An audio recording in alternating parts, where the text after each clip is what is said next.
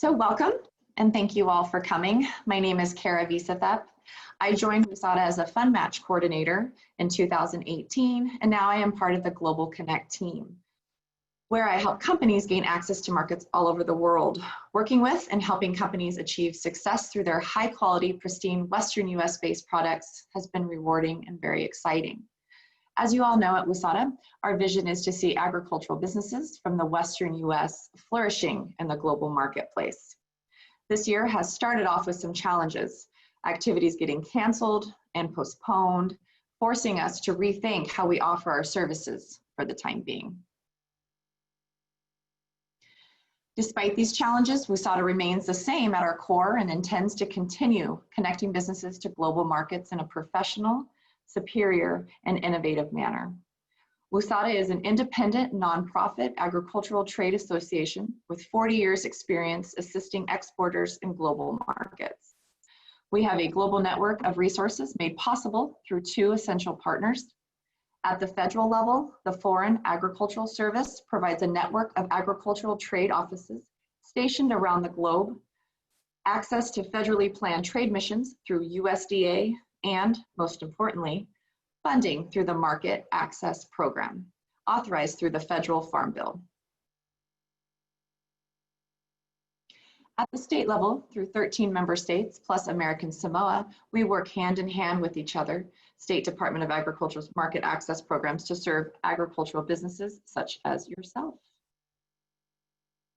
Those of you who are new to WSADA should know that we offer a variety of services that, when used together, will maximize your success entering and succeeding in the global markets. Global Connect is generally where you will find activities related to trade shows, buyer-to-business meetings, and business consultations. Fund Match is a cost-share reimbursement program to help minimize your costs when just starting out in the new global market. Export education is where you can learn about what other services you can benefit from and how to take advantage of what we offer at WSADA. The combinations of how you can utilize our programs are extensive, and our staff is available to help you identify areas where you might benefit from participating in one or more of our programs at the same time. We are excited to be most of the way through the Market Overview seminar series. We started in late March with the Mexico Market Overview. We have also covered Korea, China, and Europe. Today we are thrilled to bring you an overview on the Japan market. Our last market overview will feature the Philippines, and it's scheduled for early July. We have now moved into phase 2 of virtual trade events, where we will have opportunities to meet with our in-country representatives for a small participation fee to get a business product-specific market consultation. Finally, we will be working on virtual trade show opportunities and virtual buyer-to-business meetings. We pride ourselves on high quality and professional delivery options, and we are working closely with our contractors and funders to make sure we identify the best option before we open these opportunities up. We greatly appreciate your patience as we explore these new techniques and efforts. And as a reminder, these webinars are recorded and they will be posted to our website. If you have missed any of the earlier ones, you can find them on our website as well. Today, I'm excited to offer WSADA's 5th market overview featuring the Japan market. It is an honor to introduce Lee Sang-hwa. She is the Executive Director of R&L Associates and has worked on numerous high-level projects for Oregon Department of Agriculture, WSADA, SESTA, projects for California Fig Advisory Board, California Milk Advisory Board, American Seafood Institute, Maine Lobster Promotion Council, Cascadian Farm, Muir Glen, U.S. Highbush, Blueberry Council, and the Irish Board BIA, etc. So Lee, let's go ahead and get started on your presentation that you've put together for us today. And again, questions will be saved to the end, and I will just keep track of them. Thank you.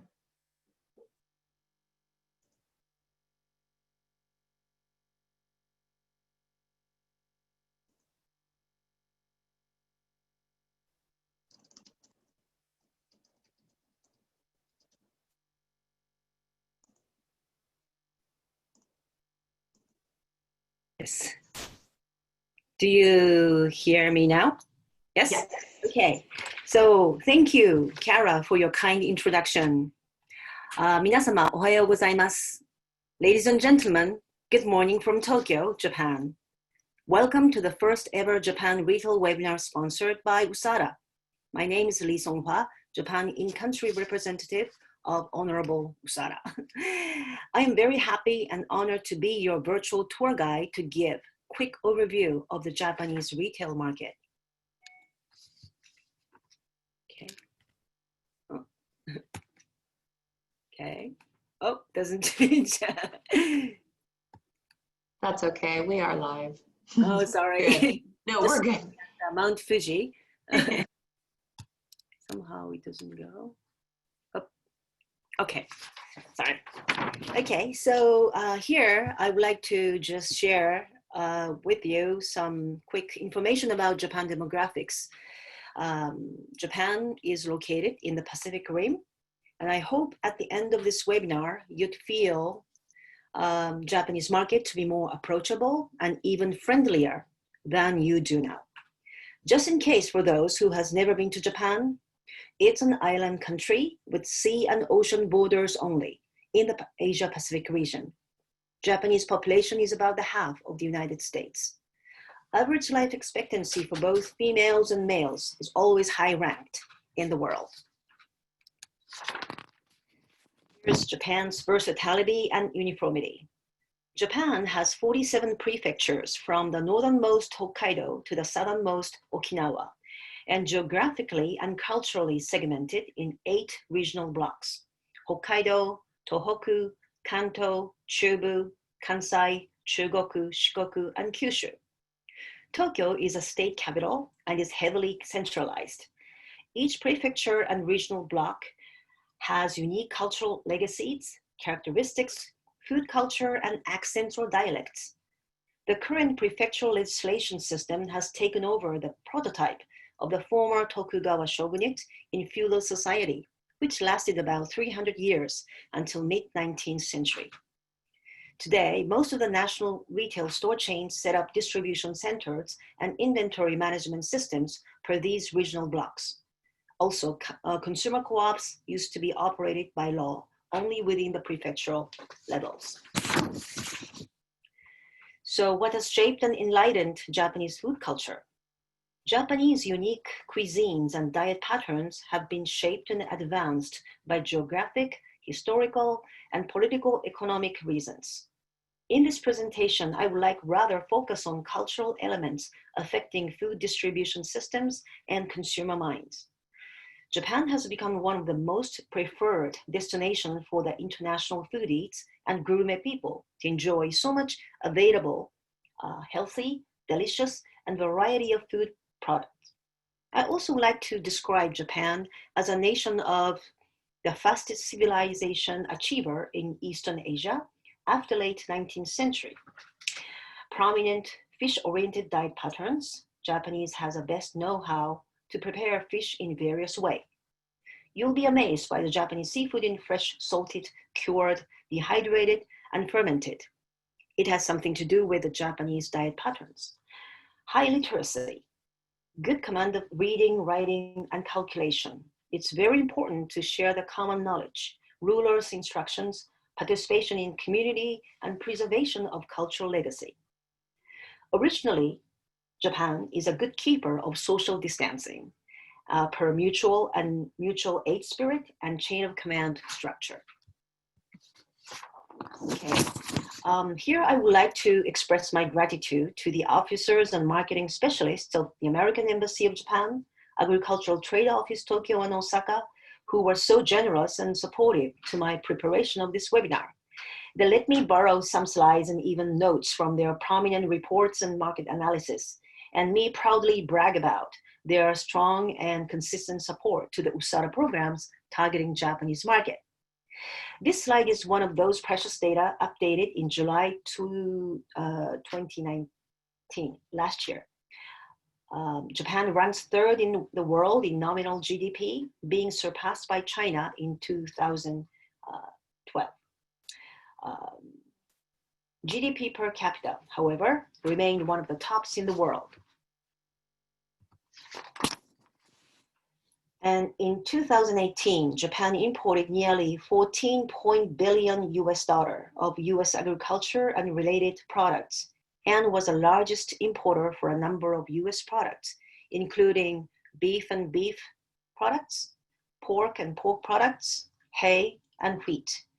And Japan is also the second largest buyer of US for corn, processed vegetables, dog and cat food, fruit and vegetables, juices, processed fruits, and it's a number 4 market for the fresh fruit from the United States, and number 2 market for rice and coarse grains.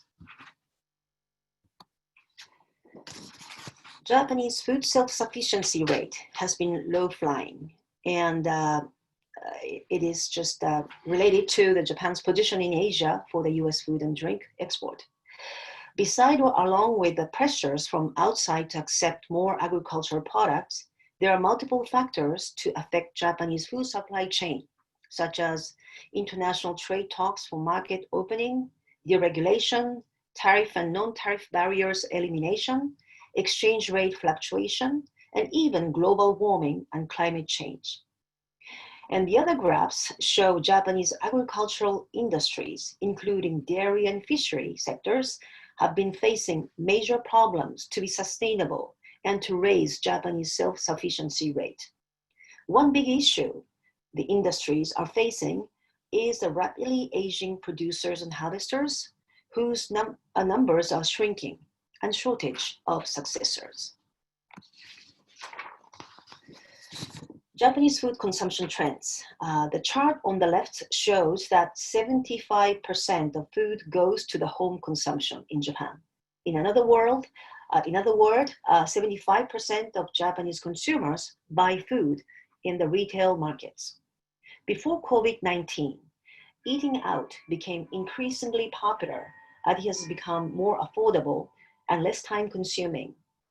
Fast food offers convenience for households who have dual incomes, and as lifestyles are becoming faster paced.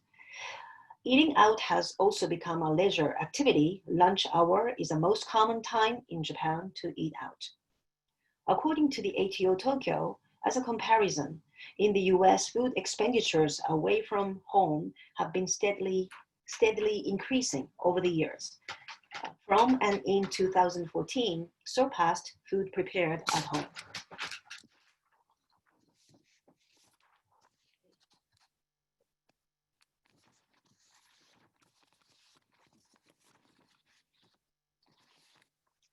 So the chart on left shows that 75%, oh, sorry. So I finished this one, right? Yes, sorry. Okay. Let us see a quick comparison between American and Japanese diets. Based on 2,726 daily calories in 2013. Average calories per day being consumed in Japan is almost 1,000 below that of Canada and the US. Please remember, rice is still a primary cereal for Japanese. This slide is to show you transition of Japanese seafood consumption trend. When we talk about agricultural products from the United States, we tend to sometimes forget about seafood consumption part in Japan. In Japan, the government department, MAF, we call Ministry of Agriculture, Fishery and Forestry, is governing the food. Okay, so as often said, Japanese diet pattern has become more westernized in the past 50 years. Seafood consumption shows interesting graph. It started from 47.1 kg in 1960, peaked in 2001 with almost 70 kg. Then in 2015, it dropped to 45.6 kg. One of the reasons for the decreased volume of per capita seafood consumption in Japan is because the meat became more available and affordable, while seafood has become internationally popular and trendy, whose demand in global market has grown higher than the Japanese buying power. In 1960, annual per capita consumption of meat, combined beef, pork, and chicken. When we say in Japan, meat means always a combination of beef, pork, chicken, was only 3.5 kg. In 2013, it became 30 kg. Japanese staple cereal rice per capita per annum in 1960 was 115 kg, and by 2013, it dropped to almost half.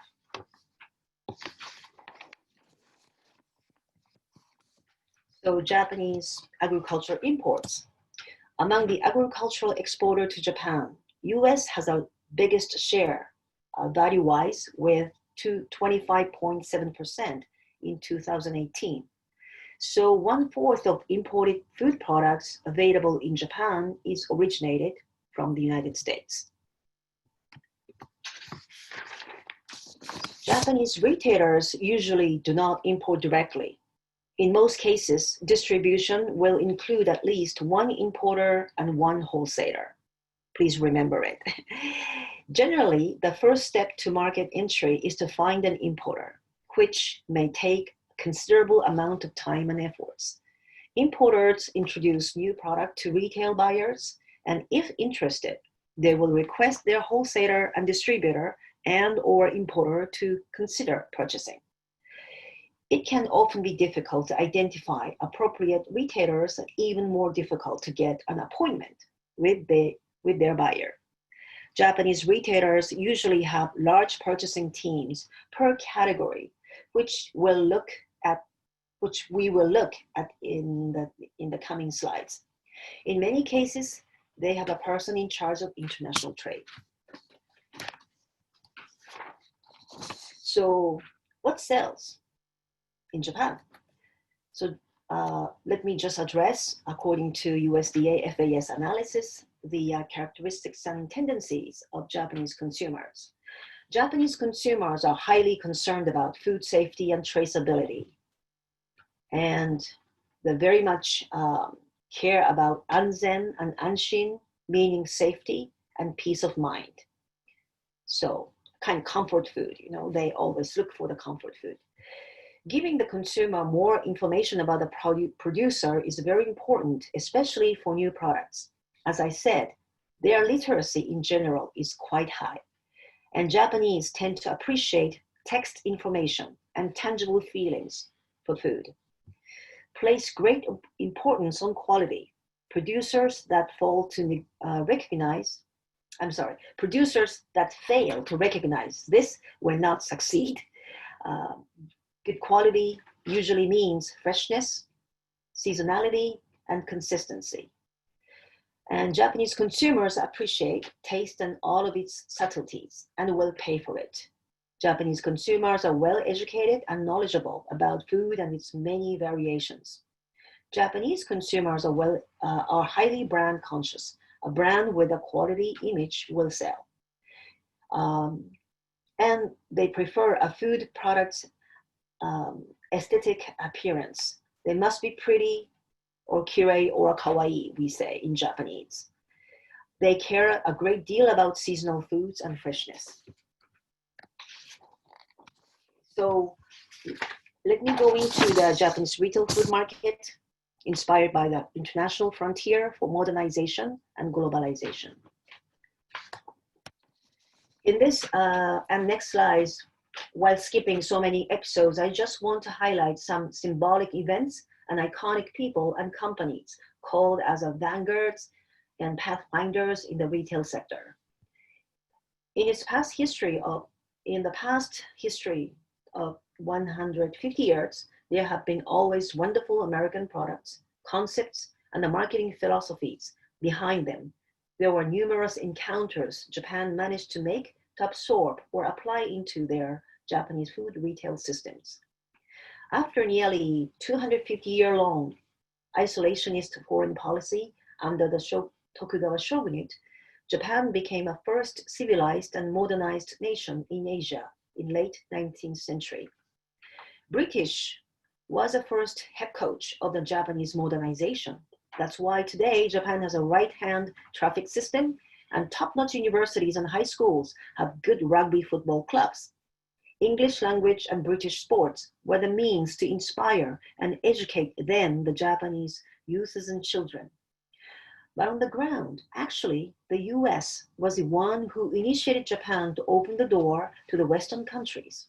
It was triggered first by the US-Japan Treaty of Amity and Commerce, so-called Harris Treaty in 1858. Upon this treaty, Japan opened seaports in Hakodate, Tokyo, Yokohama, Osaka, Kobe, and Nagasaki, inviting many foreign experts to guide and develop Japanese industries to catch up with the superpowers in Western countries. Among many such invited foreign experts, there was a prominent architect, Frank Lloyd Wright, who designed and built Imperial Hotel in Tokyo, and also at the dawn of Japanese agriculture, Mr. Edwin Dunn from Ohio, who traveled with hundreds of cattle from his hometown all the way to Tokyo via San Francisco in 1873. He taught Japanese people cattle ranching and milking cows in Hokkaido. Even today, he is called as a father of Japanese dairy industry. Let us see how, I kind of miss one, there are some change makers in Japanese retail distribution in 21st century. There are many frontiers and vanguards here, and Daiei, Lawson, 7-Eleven, Jasco, Aeon, Apita, Piago. These are the current big players in the retail chains. And I would like to address some like US American products such as Haagen-Dazs and Coca-Cola, Pepsi. They really impressed and thunder-lightened, Japanese consumer mind, and even Haagen-Dazs changed the direction of the Japanese ice cream distribution system. Well, some of the epoch-making, thunder-lightning American food products, like Coca-Cola, Pepsi House, Vermont Curry, Roux, Haagen-Dazs, Starbucks Coffee, and more. They not only have made huge impact and influence to the Japanese retail food and drink distribution. The Japanese food market has been more open, mostly through the political and diplomatic pressures from the outside forces and through the international trade negotiations. Obviously, Japan knows the US is the first to come, usually. Before and after the market per commodity has opened, USDA has always actively supported the industry and their Japanese partners through various programs like the USARAs.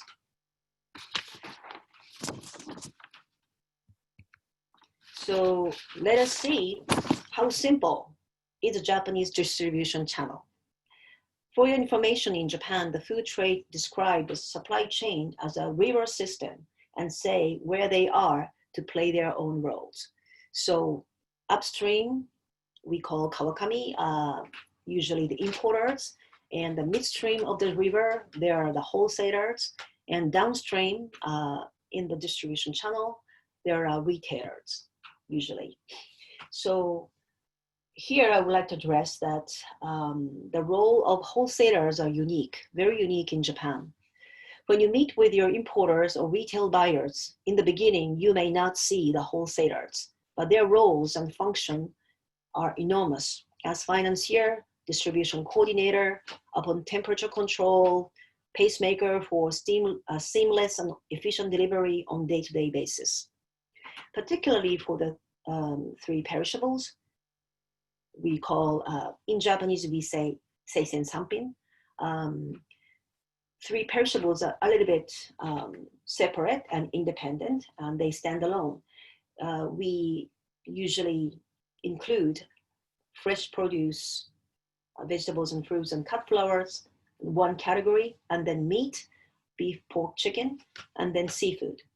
They are coming from the public wholesale markets, as they must be auctioned or price negotiated every business day by law. It is required, it's a mandatory.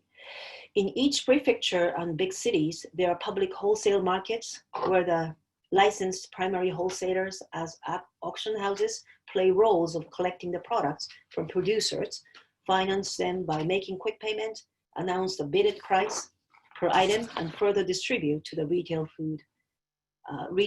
food service buyers.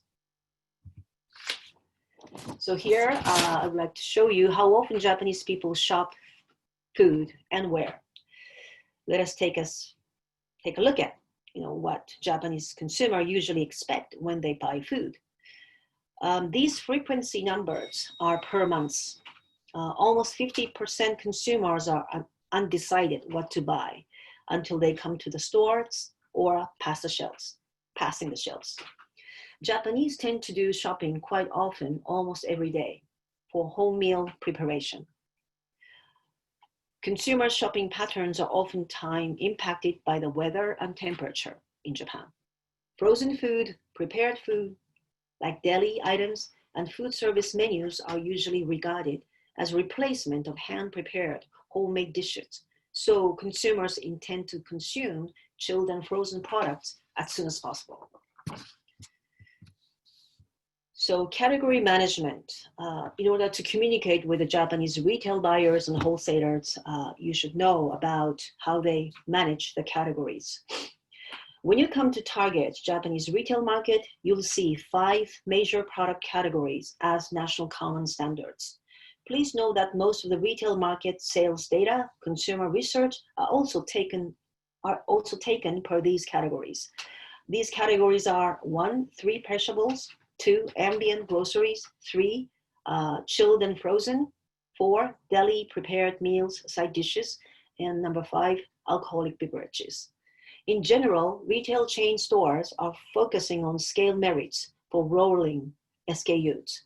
Supply chain management has become very important, so the retail order systems are shared by the consortiums, voluntary chain groups, local producers, wholesalers, and distributors per digital networks.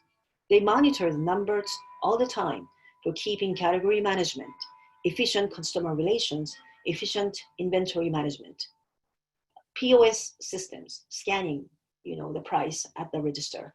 At the manned or unmanned cash registers provide the players in the distribution systems with supportive data for their collaborated distribution and inventory management ongoing basis. Japanese local producers and manufacturers compete with one another for the space and facing height in shelves. For 3 perishable categories, about 75% of Japanese consumers source them in supermarket and GMS, general merchandising store like Aeon or Ito-Yokado and Seiyu, Walmart. Not in other type of retail outlets, such as convenience store or drug stores.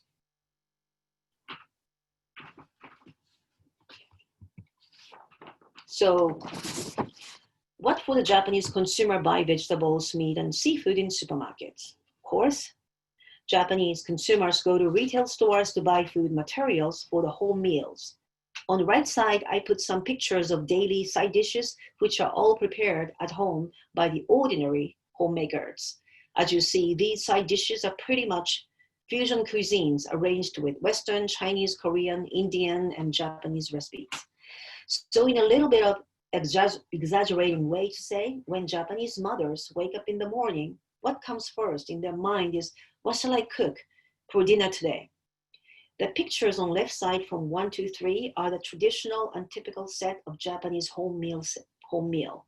As you can see, to prepare at home these side dishes, Japanese homemakers need to source lots of food materials, condiments, different kinds of cooking oils and utensils.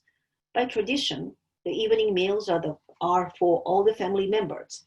Even the single householders try to take for the dinner time something wholesome and complete side dishes. Even for the Western style side dishes, many Japanese people prefer to cook and season them in a way to go well with gohan, cooked rice, and miso soup. So Japanese are receptive to appreciate fresh, seasonal, its own or somebody else's traditional, authentic, and exotic food. When we talk about Japanese preference in taste and flavor for the savories, please remember their wonderful and unique Japanese traditional condiments: sake, soy sauce, mirin, miso, rice vinegar. They all include kojikin, which is indigenous to Japan and usually cultured on steamed rice or wheat or soybeans. Koji has been designated as national fungus of Japan. In regard to the sweets available in Japanese retail market, all the foreign tourists are amazed and impressed by the varieties and perfect recreation of all kinds of worldwide dessert items, sometimes better than the originals, like flan, we call pudding, bamkuchen, tiramisu, cheesecake. The recent smashing hit of the sweet item at the convenience store is baschi. Baschi is on the right side, the middle, baschi. It's abbreviation of the Basque cheesecake. Sounds like very much niche, but Lawson convenience store chain alone sold 32 million units during 4 months period of late last year. Japanese traditional desserts are the seasonal fresh fruits. People still enjoy seasonality by eating fresh cut fruits at home, cut whole fruits at home. So here I would like to show you that Japanese consumers in general are not really excited about buying food online. More than 75% of general consumers are the proud virgins of online shopping for the perishable food, and they're not ashamed of it. Japanese people love to enjoy the appearance, color, and dish-up arrangement of food. Many of the top and long-selling consumed Japanese food are using American food ingredients. All of these contains large ratio of the American agricultural products. Calbee is known for the most popular potato chips and now for having more than 50% market share of breakfast granola category. Glico is also known as a high volume mover of California almond. As you saw in the previous slides, Japanese rice home consumption has declined, but the sales by the convenience stores of onigiri rice balls are increasing. So Japanese have constantly enjoying eating the cooked rice and nori seaweed. 7-Eleven alone sells 2.2 billion onigiri rice balls per year. Sockeye salmon and tarako seasoned pork roe coming from the US are the two tops for the most preferred ingredients for the onigiri rice balls. So imported food products usually go to upscale, high-end, and grocery and supermarket chains, our main target. Imported food products are merchandised as specialty and gift in upscale and high-end grocery and supermarket chains in Japan. It has something to do with the history we saw in the previous slides. They have more shelf space for the imported food as demanded by the clienteles, having unique product procurement systems, sometimes as category killers. At the moment, they look like more prospective targets for the Western US food suppliers.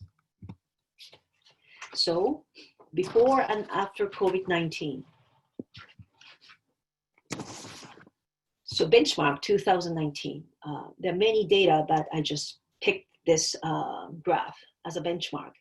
In 2019, Japanese retail chain stores were in downturn already, as shown in almost all categories. The sales recorded minus compared with the ones of 2018, excluding the newly opened outlets, which usually tend to get more sales for opening sales promotions.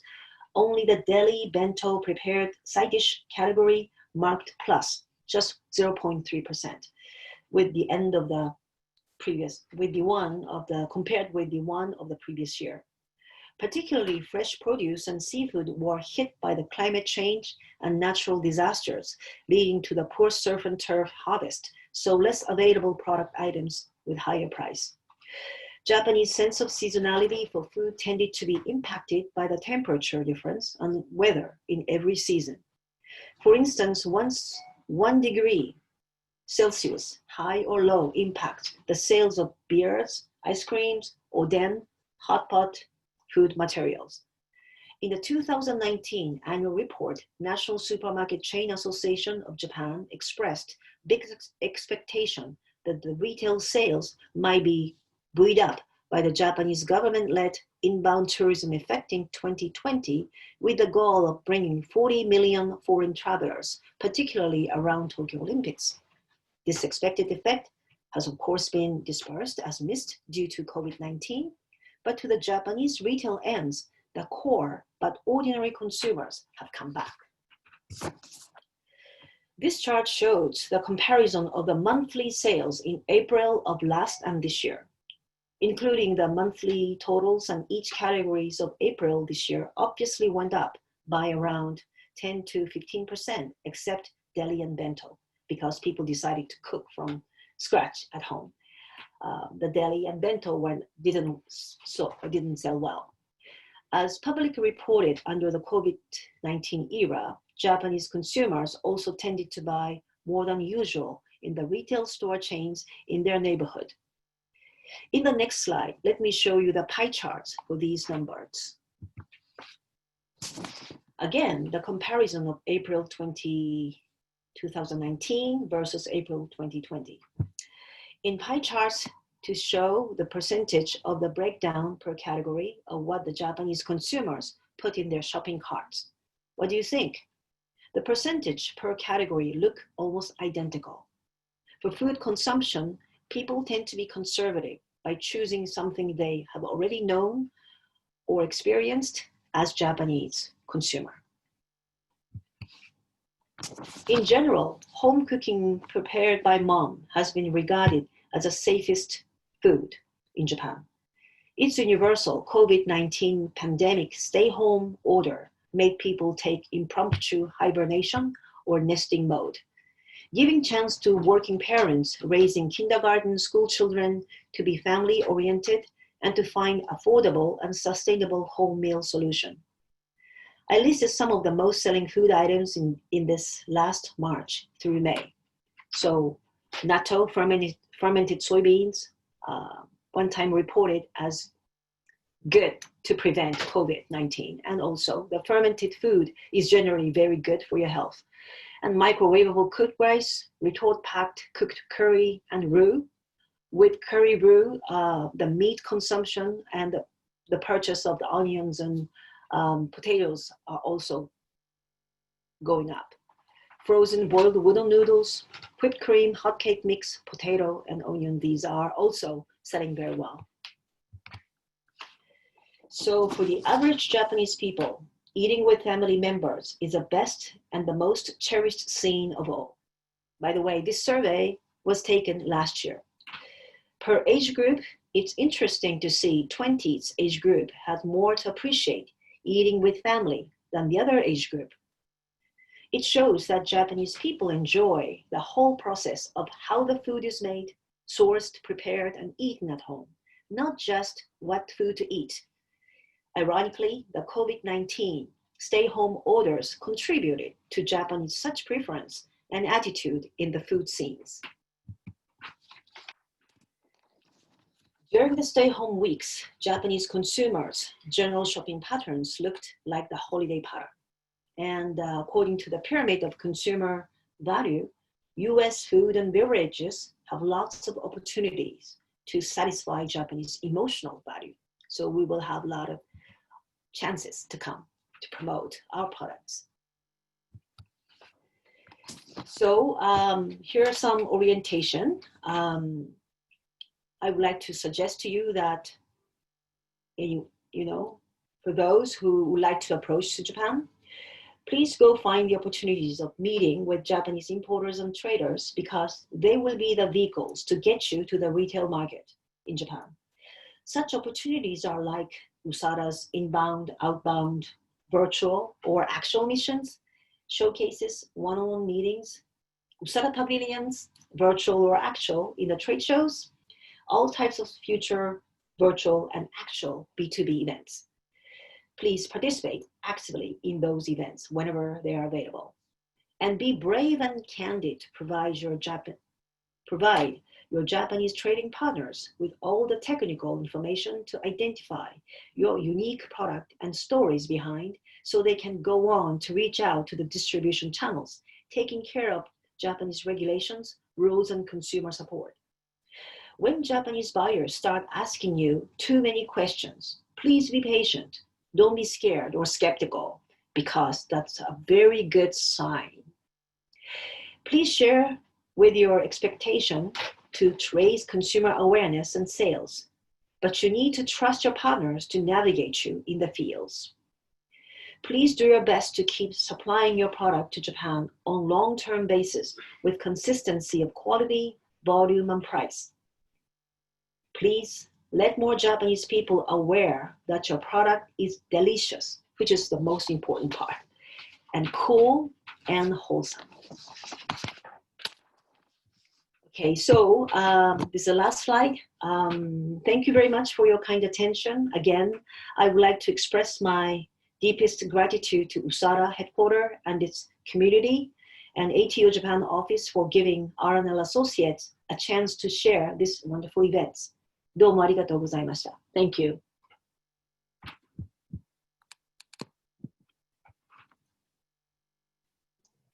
Okay, that was wonderful, Lee. Thank you so much. I really appreciate your time doing this. And we got some great questions that kind of came through during your webinar.